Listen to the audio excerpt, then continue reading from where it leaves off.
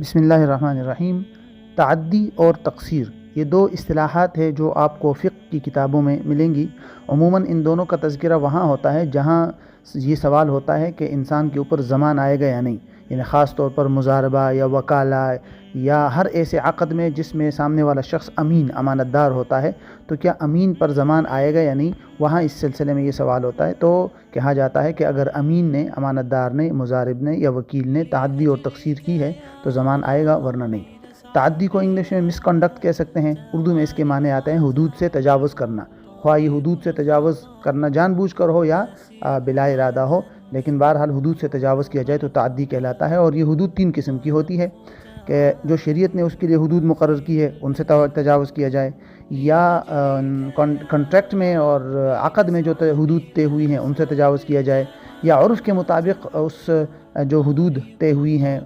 اس عقد کے لیے ان سے تجاوز کیا جائے، تو اس کو تعدی کہا جائے گا۔ تقصیر اس کو انگلش میں نیگلیجنس کہہ سکتے ہیں، اور اردو میں اس کے معنی کوتاہی کے آتے ہیں کہ کوئی شخص اپنے فرائض اور ذمہ داریوں کو ترک کر دے، ادا نہ کر سکے، اور